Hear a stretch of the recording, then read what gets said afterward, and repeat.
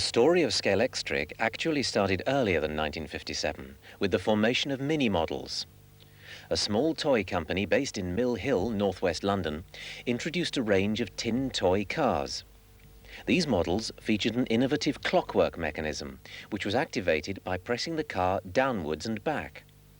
A third driving wheel fitted beneath the chassis wound a clockwork mechanism, causing the car to accelerate away on almost any surface.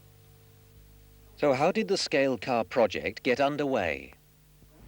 Well, I had always wanted to be in toy manufacturing, so that having established a small tool-making company, which gave me the wherewithal for manufacturing the tools for manufacturing toys, I set up as the company of mini models in 1947 and started trading in 1948 with the introduction of the mini-type typewriter, a toy typewriter. It sold a few, but just about covered its costs, made a small profit. How many Scalex models were there? Altogether 8. The first one I know was the Jaguar XK120, which you've already seen. The next one was the Aston Martin DB2. Following that was the MGTF. And there was something really special about the MGTF. Well, the MGTF couldn't be produced with our normal presswork methods in tin plate. We had to use aluminium. How did the StartX project begin? We needed a different mechanism, we needed a different range as well to complement the Scalex range. They made the Scalex Mark II, and then they went on to make the StartX Mark II, which had a very unusual way of winding the mechanism. You actually pulled a little knob on the end of the exhaust pipe, which wound the engine up, and they went along that way. The same model was then the same mechanism was then put into the Austin Healey, which was actually a Scalex model, but with the addition of a windscreen and a driver and a little bit of tarting up of the side. That was introduced as well as a StartX model, again by pulling out the little button underneath the back bumper. In terms of manufacturing, how many models were made? In total, probably no more than 1.5 million, I think, probably 500,000 or 600,000 of each model. Right. Not so successful as the Scalex. The early toys were stunningly attractive, representing sports and racing cars of the era. Introduced in 1952, they proved commercially profitable for the next 4 years. Fred Francis was always keen to develop the product further, so a visit to a London exhibition brought about a change in format. A track-based racing system was devised, enabling electrically motivated cars to circulate. When did you realize a track system was the way forward? I think probably in 1950, when I had an idea for embedding a metal strip in a cardboard base which could guide clockwork cars around a roadway system. The difficulty I found then was that there was practically no play value. Once you wound them up, the car would run around till the clockwork would run down, and there was no way in which you could guide it or do very much with it. So although I put in a patent application for it, I actually abandoned the idea as thinking that it didn't have very much play value. Later on, when I went to the Royal Horticultural Hall to Model Engineers exhibition, I saw cars which were driven by petrol motors going around a plywood or hardboard track, guided by slots in the track. The cars could be raced, but they couldn't be controlled. It required some form of control of the operator's hands to make it into a play thing or competitive game, so that you could actually race the cars, which you couldn't actually do with the petrol-driven ones. Did you incur any technical problems when first establishing the track system? No, all of that went very easily. There was really no problem at all. The initial track was made from perspex with metal rails embedded into it for guiding the cars and driving the cars round. In the first place, I thought perhaps I would make it from metal, and because it would have suited our production much better, since we had a very good setup for actual press work. But then I decided that it didn't have appeal, it couldn't be flexed so as to bank it, it would not be very attractive, and it wouldn't look like a roadway. Even if we were to print or do something with it, it still wouldn't look like a roadway, it would look like a metal trap. So for that reason I went for plastic. But since plastic moulding in those days was relatively in its infancy, where large mouldings were concerned, I had to find an alternative material. And the alternative was rubber, because I could use a very cheap, have a firm mould the track for me, using a very cheap mix, which would be comparable in price or better in price than the plastic alternative. The moulds were comparatively cheap to make, easy to make, and therefore we could get into production quickly, which we couldn't do with injection moulding. Have you any idea what the early development costs were? Oh, they were very low, very low. I couldn't even begin to guess really, but they couldn't have been more than, at that time, a few £1,000s, maybe £2,000 or £3,000. A rubber-based track system incorporated two parallel grooves. The grooves had metal rails fitted, within which a gimbal wheel fitted to the base of the car would sit. Passing an electrical current through the tracks powered the cars, and Scalex Electric, or Scalextric, was formed. The name is nowadays applied to all aspects of slot car racing. Such is the strong appeal. This was the first of the Scalextric range, the Ferrari. The pickup system was different on this from the modern day, in that it had a gimbaled wheel which picked up the current and guided the car. You probably wondered why one of the back wheels is hard plastic and the other one is soft rubber. Had a very simple reason. We wanted the car to go out of control on the bends, and this was a sure way of making certain that that happened. Otherwise, it was really a modified Scalex car, and a very good replica, we thought, of that day.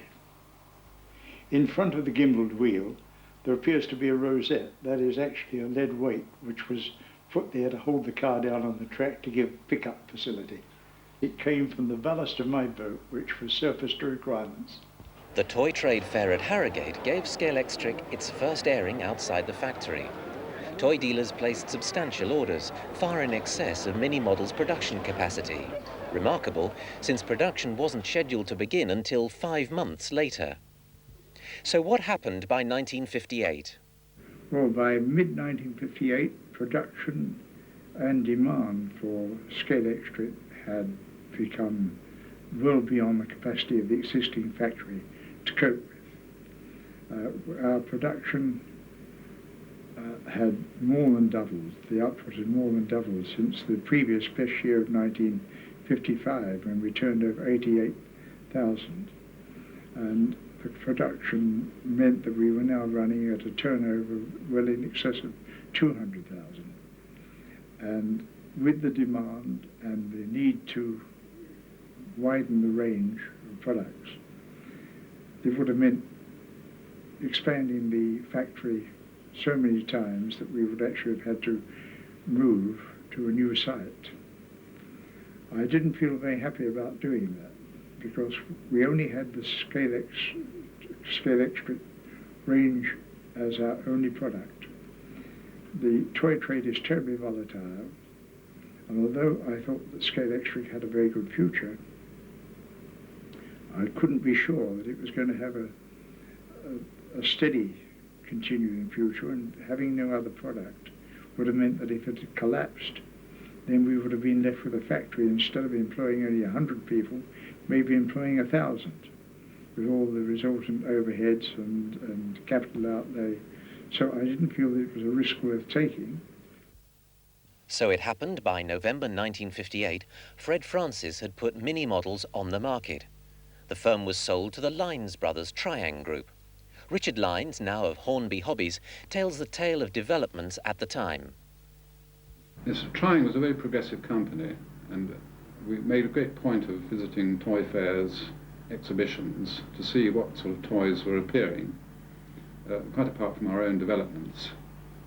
And we noticed this model car racing game called Scalextric during 1957, when it first came out, and felt that it had a lot of potential. I don't recall the exact means whereby we got in contact with Fred Francis, but we were able to do a deal with him in November 1958, as we felt that with our experience and background we could develop it very extensively as a worldwide selling toy. What developments were Triang able to instigate? Well, when you inherit a product like that, you look at it very closely to see whether it's fundamentally sound. We did find things about it which we weren't very happy with. I think probably the worst feature was the way you controlled the vehicles. You had this rather crude little dabber device which made the cars go in jerks. And we felt very much that it needed a proper controller so that you could control it at all speeds. Secondly, we were concerned at the actual vehicles, because the process of pressing them out of metal was quite complicated and required a lot of skill. And it also required very special material, because if you're trying to deep draw steel, you have to use exactly the right type of material, otherwise it splits. And in those days it wasn't easy to obtain the sort of quality of material that was necessary.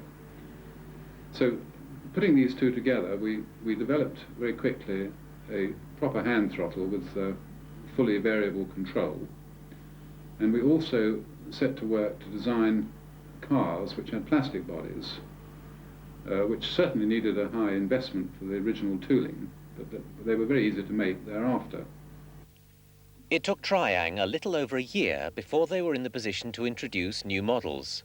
They already had their famous RX electric motor, and their attitude towards accurate scale reproduction, allied to well-tried plastic moulding techniques, would set a standard for many years to come. And this is what the model lineup looked like in 1960, complete with just some of the colour combinations. Based in Havant, Hampshire, Triang were able to use the nearby Goodwood racing circuit as an ideal model for their planned layouts.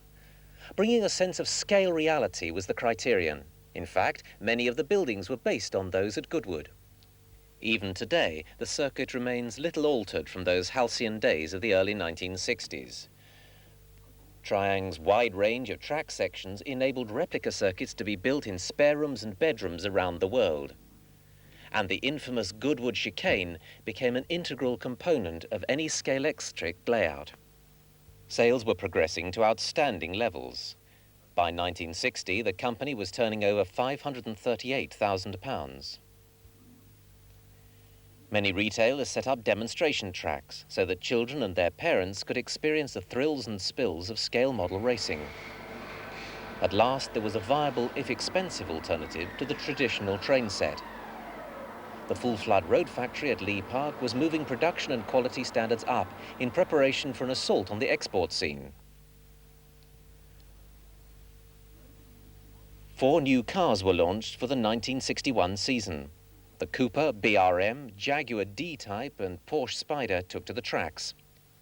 Again, the cars were available in a wide range of colours. Catalogue number 2 introduced a greater range of accessories. They included bridges, bankings and numerous buildings, which gave a boost to a growing band of enthusiasts.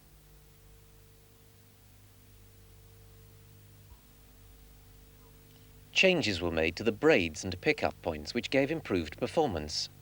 By this stage, the annual sales turnover saw £690,000 worth being sold to the UK, with exports accounting for a further £250,000 worth of stock. With success on the international front, a new factory had to be built close to the existing site. a commercial decision was reached to reduce prices as a result of increases in production to meet the volume demand.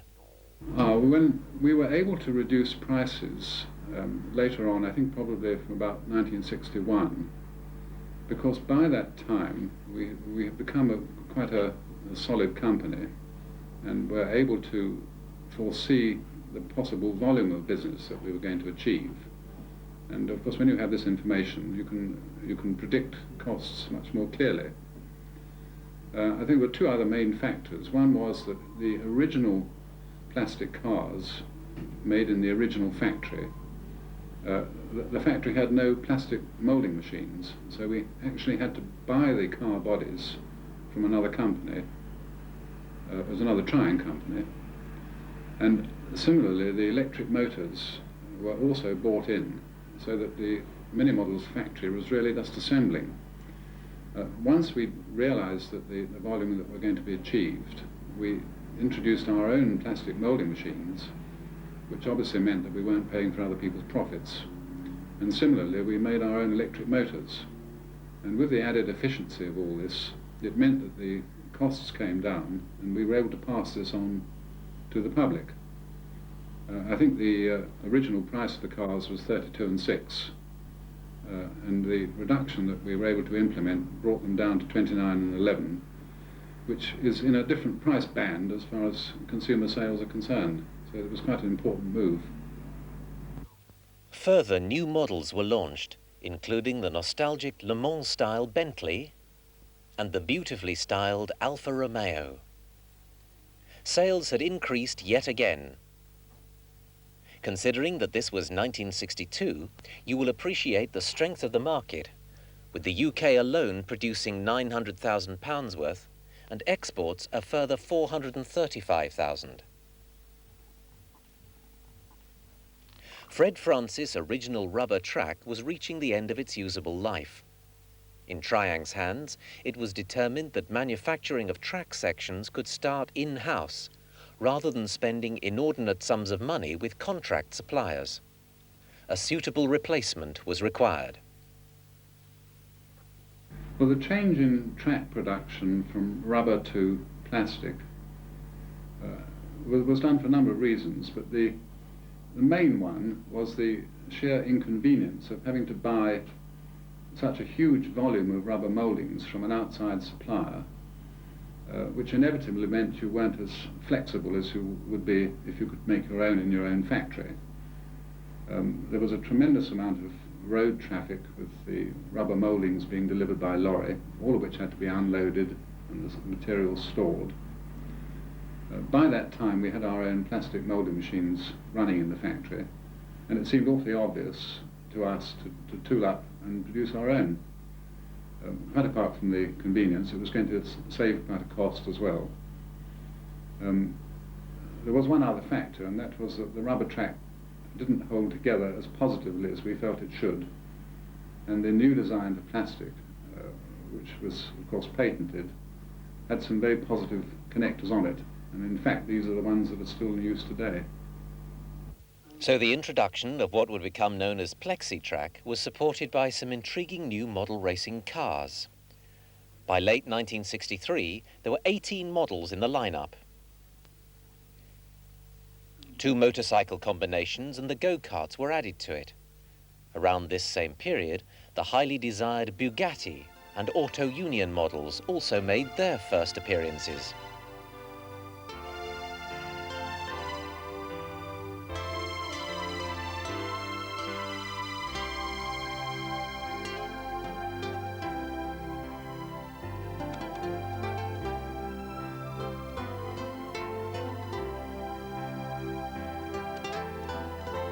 Turnover was now over £1,226,000 in the UK alone. Exports accounted for a further £500,000 worth of sales. Scalextric had developed to the level where it could now be truly regarded as the most complete motor racing system in the world. Formula Junior was a most popular form of motorsport in the early 1960s. Scalextric's version of the formula was faithful to the original. Not universally liked by Scalextric customers, These cars possessed a certain charm in their attempt to emulate the real thing. It should be remembered that the actual racing cars were small, underpowered, and suffered from handling which required controlling. The same could be said of the Scalextric models. Retailing for a mere 15 shillings 11 or 80 pence, it was not an expensive buy, yet still featured Ackerman-type steering geometry. Regarded by international motor race enthusiasts as the finest driver in any class of vehicle, Jim Clark's run of victories no doubt helped to piece together a promotional deal with Scalextric in 1964. Jim Clark represented the aspirations of youngsters from all over the world. Jim was obviously a shy character, but an undoubted winner, and it was his winning ability that I think Scalextrics were able to put over into their commercial material. I mean, he was a great inspiration to local people, including drivers, and to local children. I mean, I've met a lot of local children who are now rally drivers in the area. Jim Clark, by his sheer mere standing in the Formula One racing system at the time, and his expertise on the track, related back to the slot car racing scene on the toy markets before the 1970s. With the success on the track, which related through to the toys, and the variety of cars and equipment available through Scalextrics, it certainly produced a new thrust and excitement, which was much appreciated by the customers, young and old alike. It certainly did help to sell extra Scalextrics by the sheer fact that someone of his standing and expertise in a very exciting and skilled activity was committed enough to put his name and his time and experience to promoting that level of interest in the sport. And it is a sport, it's not just toys, it's a sport. And the export markets at this time were becoming exceptionally lively. A number of exclusive manufacturing arrangements were established. Richard Lines. Yes, we had to make a lot of special arrangements for export. Ideally, if you've got a worldwide market, it's very, very good because it means the factory can run at a high rate. But we ran into all sorts of problems, nothing to do with ourselves, but for example, in Australia at that time, there were restrictions on imports, and you had to get a license and so on. Similarly in New Zealand and in many other places. And the only way you could provide the right volume of product for the local population was by manufacturing inside. We had an associated company in Australia, and it seemed very obvious that we should supply them with some certain duplicate tooling so that they could do the mass manufacture locally, and then we could still use licenses to bring in some of the accessories that were not fundamental to the system. But we had the same problem in New Zealand. Later on, we wanted to set up in the common market, and we had already built a factory in France, and it was very convenient to be able to shuttle moulds and tools across the channel to the factory in Calais, where we were intending to take all our European production from. We had another problem in Spain because that was a totally closed market in the days of General Franco, and some people there grabbed the opportunity to register the name Scalextric before we did. And they were very honourable, and they came to us and they said that they'd done this and that they wanted to set up manufacturing under license. And this we were very happy to agree to. And it was a very satisfactory outcome from this arrangement. The American market was not left unattended. Triang already had a long-established link with Lionel, the US-based model train manufacturers. Another agreement was reached to sell Scalextric to American motor race fans who'd been weaned on a diet of stadium and oval type racing. A brand new range of models was designed and produced in Hong Kong. By 1965, the technical developments were being introduced fast and furious. Scalextric's first front-wheel driven model was made. The play value of the Mini was immense, and the world's most complete motor racing system was able to compete head-on with other developments in the toy industry. Corgi Toys and, to a lesser extent, Matchbox were introducing numerous features to their static models. However, none of them could match the sheer delight attached to playing with Scalextric.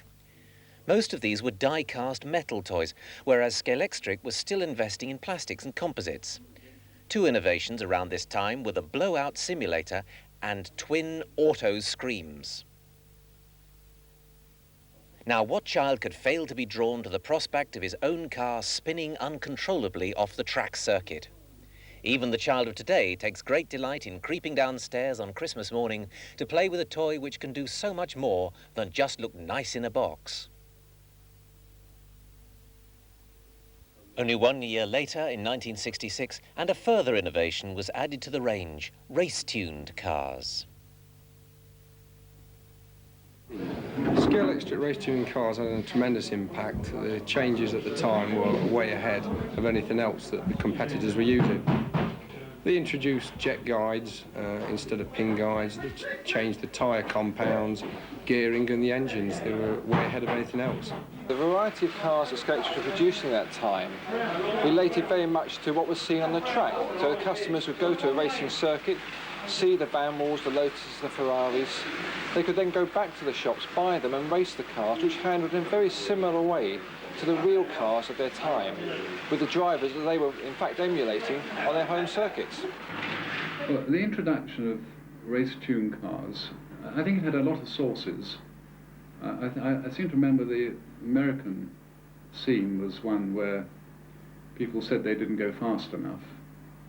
But it was a bit of a mixed blessing, because the ordinary non-race tuned cars were perfectly capable of spinning off the track if you didn't control them very carefully. So really, to introduce a faster motor, which we did by putting different windings on the armature, was not really very beneficial to people actually racing Scalextric. But it sounded good, and we were able to put little stickers on the cars saying race tuned, and they did go faster. But I think it would be only people who had very large layouts with long straights who could really appreciate the benefits that race tuned was able to give. A little bit of a gimmick, I think, perhaps would be fair. The sales volume was beginning to level off by 66. And when this happens, you do have to do something. And it seemed that faster cars, suitably labelled, would perhaps encourage people to go out and buy a few more. So it was an attempt to boost the sales. Well, I can't honestly say that it had that effect. The following year, 1967, was a good one for toy makers around the world. Probably one of the most famous toy introductions during this period was the Corgi Aston Martin, launched to coincide with the success of the James Bond movies. Scalextric responded to the market with their own James Bond race set.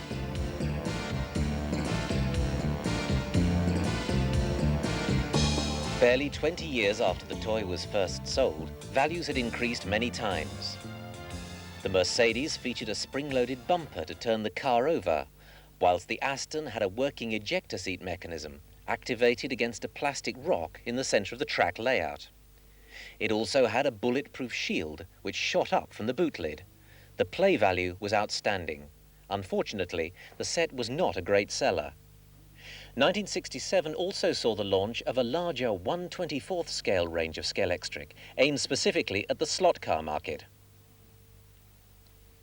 The introduction of 1/24th scale, this again I think generated from America, where at that time they had these thousands of things called slot shops down every high street where you could go in and race. And when one was having a company that was deeply into slot racing, you have to be everywhere. The 1/24th was the most beautiful system. The rails were made of stainless steel, and the cars had all sorts of features and details, and they were very beautifully made. But of course, it cost a great deal of money to invest in all these extra tooling. And unfortunately for the company, we were too late. The craze for this slot shop business in the States had dwindled off by the time we were out in the market. So that for all its wonders, 1/24 was a commercial disaster, and the company was only able to carry it on for a couple of years, at which point, sadly, we had to abandon it. But the products that survive are highly admired and prized, I understand, by collectors. A year later, the 1/24 scale cars were still available, along with other models which were now standardized. Unfortunately, the promotional tie-up with Jim Clark and the Lotus team ceased when he met his untimely death at the Hockenheim circuit during a Formula 2 race on the 7th of April 1968. Jim Clark's death was a very sad blow to not just us, but a lot of other people, of course. I think it would be difficult to quantify the effect it had on the company. But to go back to him, we originally got together with him because he was manifestly the best at the time, and we felt that the association of the best with Scalextric was one that was not to be missed, as it would have been quite painful if any other competitor had enlisted his aid. He was a splendid fellow, and we were able to use his head on much of our publicity material. When he was killed, we had to get rid of this because it was bad, I think, for children to be seen with something like that.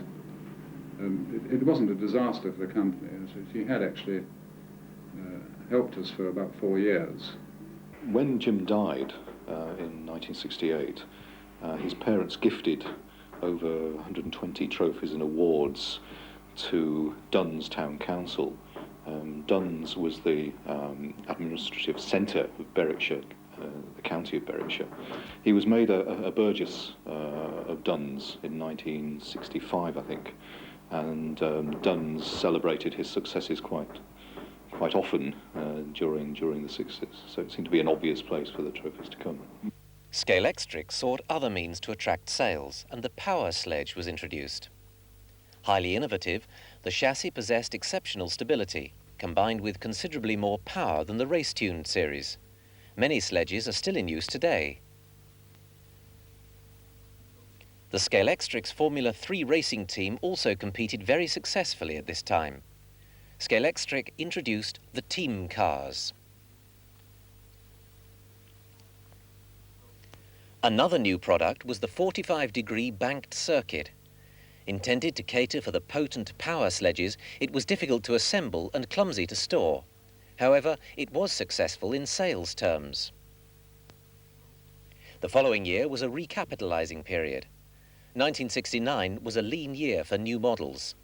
Excessive development spending in the previous 2 years meant that promotional budgets were reduced. U-Steer was launched in 1970.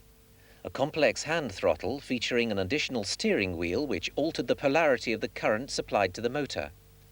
This allowed it to swerve in order to avoid special obstacles laid on the track surface. Additional extensions allowed the U-Steer cars to creep over the edge of standard track sections. As the cars were so fast, it took very skillful hands to make it work properly. Unfortunately, it was unpopular and helped to speed up the company's relocation to Margate. The move to Margate was brought upon us by the problem of trade as a whole, that the volume had diminished by 1970 to the extent that the Havant factory was not fully occupied, and similarly the factory at Margate, which made trains, was also not fully occupied, and it was therefore quite a logical idea to combine the two together, because the Margate factory was the larger and had capacity to take on Scalextric, and there was a considerable similarity with the type of product: injection moulding, electric motors, electrical connectors, transformers. One might argue that the two should have been put together in the first place, but I think if this had happened, Scalextric would never have evolved to the extent it did, where it had one company 100% behind it. This was a watercolour which would have been presented to the board, and they would have decided whether to use this either as a cover for one of the boxes or possibly in one of their catalogues. Over the years, the Scalextric product has been represented as an art form on brochure covers and pages, on advertising banners and promotional material. Here are some examples of the artwork used.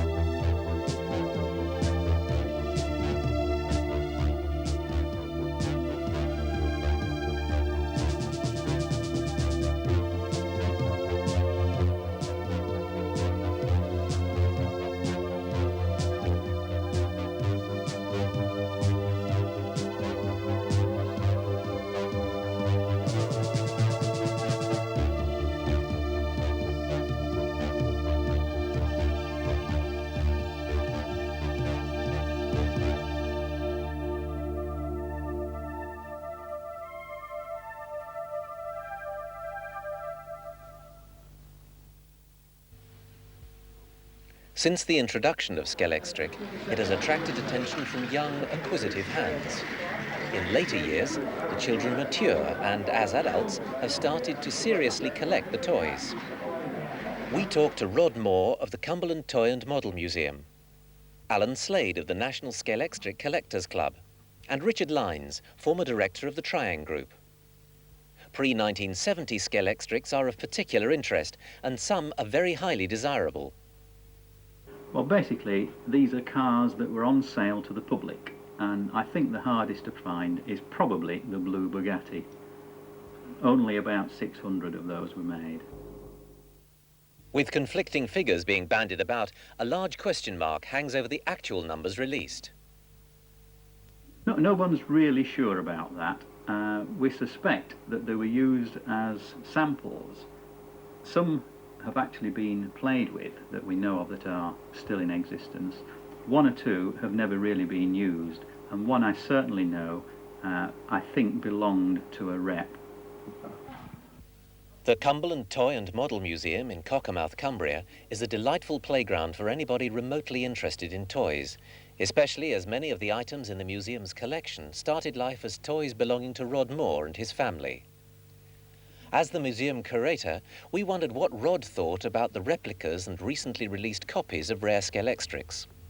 No problem at all, providing that people do realise that they are replicas. I would much prefer to have something rather than nothing, especially as in my case, as you can see from the layout here, I occasionally like to use them as well. But not only do I get pleasure from it, I want other people to get pleasure, hence opening the museum so that people can see just what I've accumulated over the last 30 years or so. The museum has a wonderful collection of toys and models, but even with such a substantial layout, does Scalextric have an important place in toy history? Well, as you can see, it's quite important. I specialise in Hornby trains and Scalextric, among other things. Alan Slade of the National Scalextric Collectors Club is employed full-time in the Mechatronics department of Loughborough University. In the second programme, we shall see the relevance of that department in future product and production techniques activities. We asked Alan the importance of the club in maintaining Scalextric's image in the United Kingdom. The relevance of the club is the fact that we do have the potential of quite an influence on the way that Hornby Hobbies operate. Our buying potential probably is a bit small, and some of the members do ask silly questions, but if we put our act together properly, we have quite a considerable influence on the way that Hornby can work. NSCC activities are varied, but mainly restricted to entertaining the interested few. So how beneficial is this to Hornby Hobbies? National Scalextric Collectors Club can be very important to a manufacturer if they're prepared to work together in the fact of getting the parts from the cars, listening to what the customer, which is the Collectors Club, says, and if the Collectors Club actually asks sensible things of the factory. That unfortunately members tend not to ask a sensible thing, and if they went through a coordinator, and I'm actually the coordinator for the factory with the Collectors Club, I can actually influence or exert quite a bit of influence with them. Unfortunately, being what I can only say a vested commercial interest in people before, I've got absolutely no commercial interest and no bias. My only bias is I wish to see bigger and better Scalextric products. The Scalextric Collectors Club can be very instrumental in getting new products from the factory. If they, like I say, if they actually put their act together and produce or are sensible things. I've actually developed one or two models for Hornby, or made prototypes, which I've sent down there, and they actually are evaluating them at this very moment. So in a way, it can be very beneficial. So with such an active following, what does Hornby Hobbies feel about the collectability of the product? Well, Scalextric's always been a very nice product, and I suppose it's not surprising that people will latch on to older models. It's certainly very flattering that when one hears that some of these change hands for hundreds of pounds, or even thousands I've heard of, when you think that they were originally selling for 30 shillings or £1.50. But there is certainly an intrigue about them, and collecting is something that most people do. And all boys are very acquisitive, and it seems that they grow up and they remain acquisitive, and we welcome it. But there's nothing we can do to influence them because it's history, and we have to be an ongoing commercial concern. With the move to Margate, the first stage of the Scalextric story came to an end. The range has grown from a few simple but effective clockwork models until eventually every year would see new and exciting models appearing in the January catalogue. A glossary of model production is therefore invaluable to any study of the subject.